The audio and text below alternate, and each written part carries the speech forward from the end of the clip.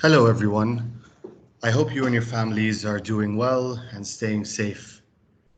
Now, the subject of today's presentation is all about storytelling and what makes a good story. I recently changed the name of the presentation to The Anatomy of Storytelling. And the reason I did that is, first off, I think it sounds pretty cool, but if you think of the definition of anatomy, it's the identification, description, and structure of organisms and their various parts. And that's exactly what we're going to be doing today. We're going to be dissecting a story and looking at the various elements that come together to bring it to life while tying it back to business and marketing.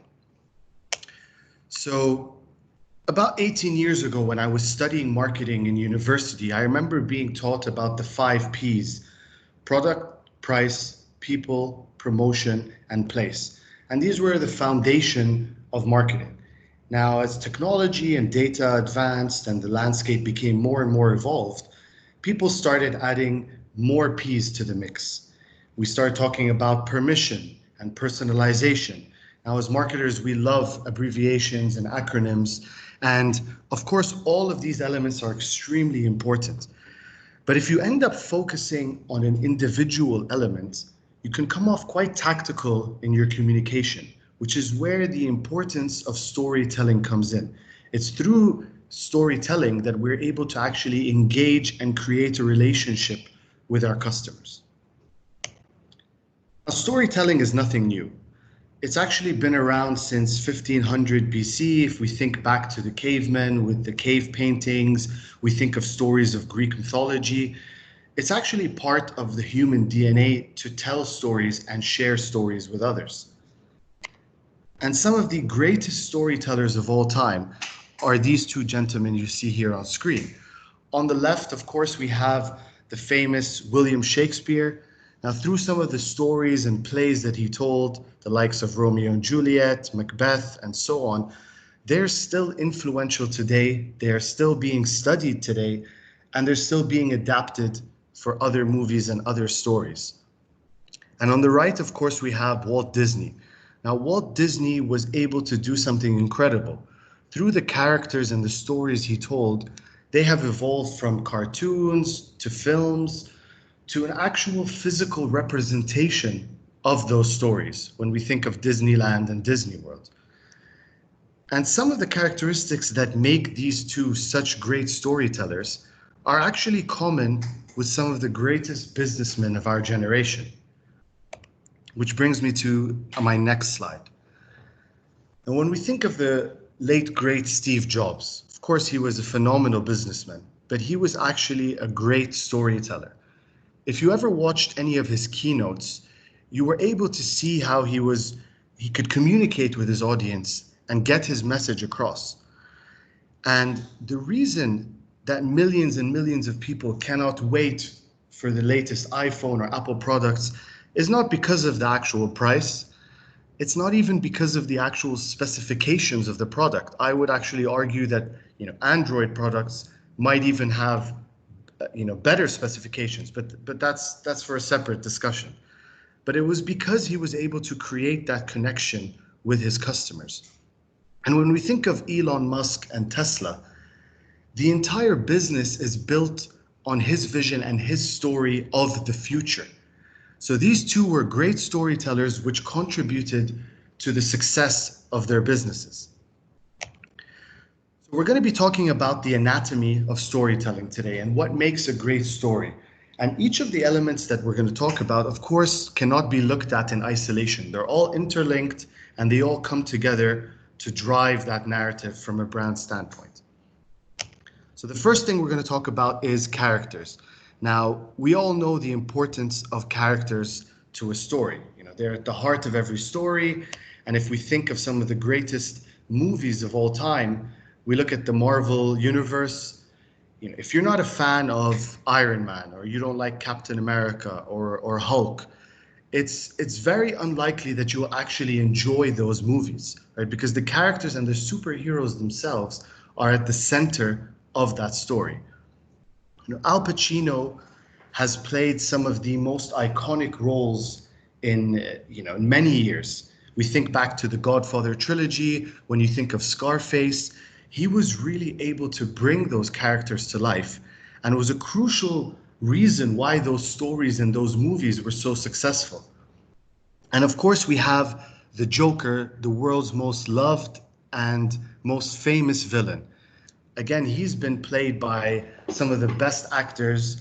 When you think all those years back to Jack Nicholson, we think of Heath Ledger, who won an Oscar for his role, and most recently, Joaquin Phoenix. And it's clear for everyone to see that you can't have a successful story without those main characters and without that supporting cast. But when you look at things from a business standpoint, the same thing actually holds true. But in this instance, it's your target audience who are your main characters.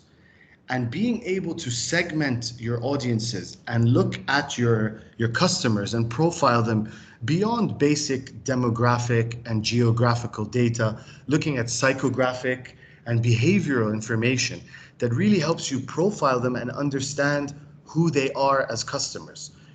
What do they like? What are their dislikes? What are their passion points? What is their media consumption, their purchase behaviors? And by putting your customers at the center of your story as a brand, you're setting yourself up to be successful. The second thing we're going to talk about is purpose and objective. Now, when you think of any story, now this applies to movies, but it applies to books, it applies to even a story that you're just sharing with your friends or family. They can all be categorized into a specific genre. So whether it's a comedy, a drama, a thriller, sci-fi, news, and so on. And of course, not all stories are one-dimensional. So it is possible for stories to play in multiple different genres. But when you think of all of those genres and the purpose of the story, they're directly related to a specific feeling or emotion, which is almost like a call to action of that story. So if I'm telling a comedy or you're watching a comedy movie, of course the objective is to make you smile, to make you happy, and to make you feel good. And when we think of that relationship between the purpose and objective, it's extremely important when you look at the communication industry. Now, here are some examples of brands with a very clear purpose and mission. If we take a look at IKEA, for example, now IKEA's purpose is to create a better everyday life for the many. And that mission is at the heart of their entire business model. It's high quality products at affordable prices. If you look at Google, to make the world's information universally accessible. Now, throughout all of Google's products, you look at Google Search, you look at Google Maps, you look at YouTube, you can see how that purpose comes to life. And one final example, looking at Nike, it's to treat everyone as an athlete. And that's very evident in the way that they engage and communicate with their customers. But beyond purpose, we need to look at objective. Now, you can obviously see the brand funnel here from awareness down to loyalty and advocacy. It's critical for brands to outline what they are trying to do and what success means for their specific story. Whether you're trying to build awareness and consideration, you're trying to drive a specific KPI, or it's more short-term performance marketing, driving sales, whatever it is that you're trying to achieve, it's critical that you understand that from the very beginning, and that becomes a roadmap to determine the path and the story that you're going to tell. Moving on to the third element of storytelling, and this is structure. Now, structure in storytelling is generally referred to as the plot. If we think of the flow of a story, there is a beginning, a middle, and an end. And the story starts off with exposition, there's then conflict, leading to rising action. We then have the climax, falling action, and resolution. There are very clear stages to the story, and the same is applicable to your audiences and their customer journey. Now, the customer lifecycle today is not a linear process. It's a continuous loop where people are able to drop in and out at different stages. And through the use of data and technology, we can understand where customers are at each stage of this journey and personalize our communication to their experience. So let me give you an example. Assuming you have 3 different customer segments. Customer A, who has never utilized your product and is not even aware of your brand or what it stands for. Then you have customer B, who occasionally uses the product, but also uses a lot of your competitors' brands. And then customer C, who is a loyal customer who absolutely loves the brand. Now, it is impossible for you to speak to these audiences in the same way. You need to tailor your communication. You need to tell a very unique story to each customer set, which is relevant to their experience and their relationship with you as a brand. On to the 4th element of storytelling, and this is the setting. Now, the setting is where and when a story takes place.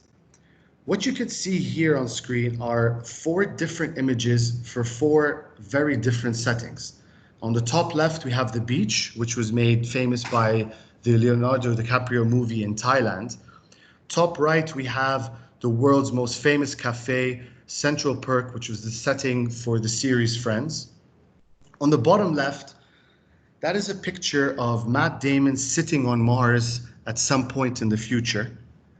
And bottom right, we have Wakanda from Black Panther.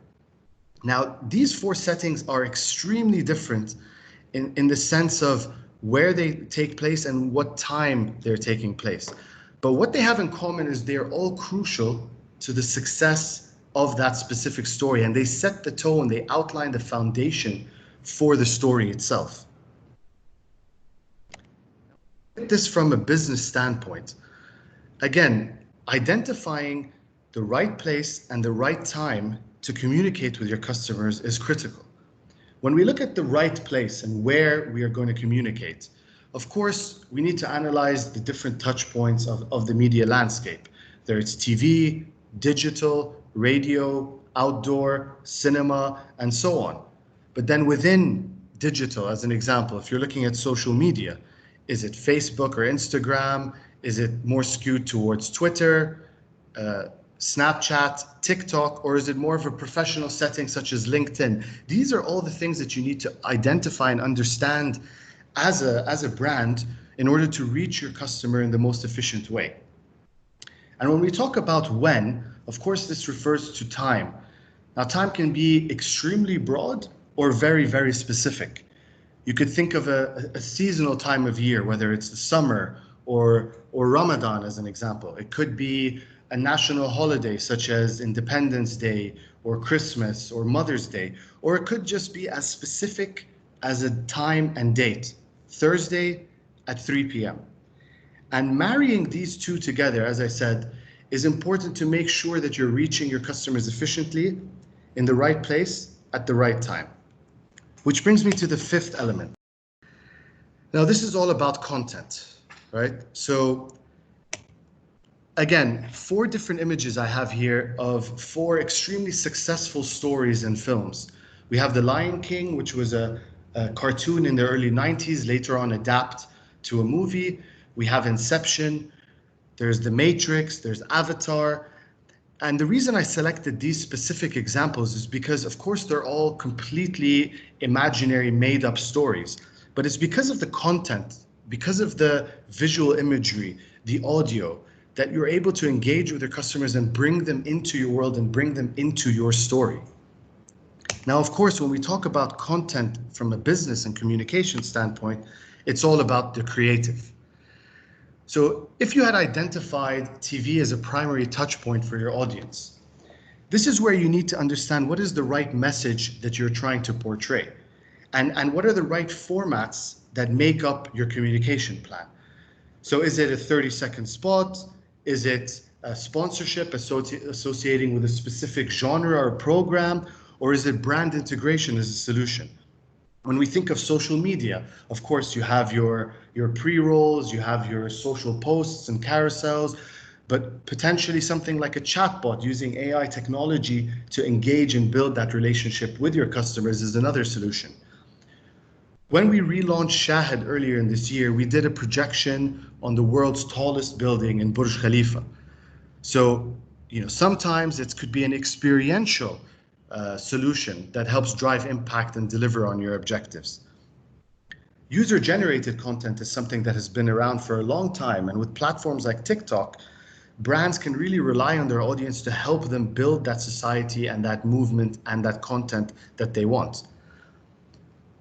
Other examples are AR lenses on Snapchat, or some instances, it could be a traditional, simple form of communication, whether that's emailers, print ads, press releases, and so on. But it's crucial that you understand the right content that helps engage with your audience and bring that experience to life. Now, the sixth and final point we're going to talk about is the conclusion, right? It goes without saying that you can't have a successful story without a positive ending, right? And I recently just finished watching the Last Dance documentary about Michael Jordan and the Chicago Bulls. And if you think specifically about that story, everyone wants to remember Game 6 against the Utah Jazz, few seconds on the clock. Michael hits that shot that wins them the championship and goes for 6 in the NBA Finals. Right? What a fantastic ending! What a fairy tale ending to an absolutely amazing career. And Bob Costas, who was a sportscaster, had a very iconic moment where he said, if that's the last image of Michael Jordan, how magnificent is it? Which got me thinking. It was almost like fans of basketball or fans of MJ almost chose to completely ignore the actual ending of his career. Jordan ended up coming out of retirement for a second time to play a few seasons with the Wizards. Now, of course, they weren't very successful. He was much older. He wasn't his regular, MVP. He wasn't the greatest player of all time that everyone got used to. And that kind of put a stain on his story. So everyone prefers to kind of end it with that iconic image in Game 6 of the 1998 Finals. And that brings me to the examples I have on screen today. So what we have here is two images that represent, in my opinion, two opposite sides of a coin. On the left-hand side, of course, we have Fight Club. Now, Fight Club is one of my favorite movies of all time. And it was a great film from the beginning all the way to the end. But it's that climax, that twist, that transformed the story from something good to something that is considered great and a classic. Now, apologies for the spoilers if you haven't watched the movie, but once you realize that Brad Pitt's character isn't real, and Ed Norton actually invented him and then became the legend that was known as Tyler Durden, that is what, as a conclusion, made the story so iconic. And on the other hand, we have Game of Thrones. Now, throughout the first 7 seasons of Game of Thrones, it was the most popular, one of the most loved and most successful series of all time. But unfortunately, when season 8 came out and that finale, it was such a disappointment. And this is, of course, my personal opinion, but it's shared with millions of people around the world. There was even a petition that was signed to get them to reshoot the finale and to change the ending. Now, if someone was today to ask me about Game of Thrones and whether they should watch the series, I would actually recommend against it because of the disappointment. I have a negative perception, negative emotion towards the show. Now, on one side, of course, people could say, well, they were extremely successful, they made loads of money, so does it really matter? Well, of course it matters, because from a brand standpoint, it's not a linear one-off purchase that you're looking for. In the vast majority of businesses, you need your customers to come back to continuously purchase that product so that you're continuously driving sales, pushing results, and being successful. Now, when we talk about it a little more in terms of a business and communication standpoint, earlier in the presentation, we highlighted the importance of objectives. And once you've come to the end of your campaign or the end of a fiscal year and you're evaluating your work, you need to benchmark, of course, versus those objectives and those KPIs that were set earlier. So if you had set a target to sell certain number of products, if you want to drive downloads or subscriptions, or you want to build brand love, and you reach a stage where you're evaluating all the work that you've done and you fall short of those KPIs, then you kind of need to reevaluate. It's going to be difficult to take that as a case study, present it to your upper management as a success story, because you didn't deliver what you set out to. And another way to look at it is the actual brand experience. So if you've done all the hard work and you converted a customer and you managed to get them to actually purchase your product, but once they've done that, they're extremely unsatisfied, they're disappointed with their experience, it's going to have a negative impact on the brand. It's very unlikely that they will purchase the product again, and it's more likely that they will share their negative feedback with their colleagues and family. So that brings us to the end of the anatomy of storytelling and looking at the different elements that come together to bring a story to life. Now, to recap, we talked about the characters and how important they are. And as a brand, it's crucial that you place your customers at the heart of your story. We talked about the importance of having a clear purpose and objective to define your communication strategy. Structure is all about the beginning, middle, and end of a story, and how that translates to the different stages of the customer journey. The setting is where and when your story takes place, whereas content is how you bring that to life. So it's important that you combine these two to ensure you reach your audience in the right place at the right time with the right message. And finally, the conclusion.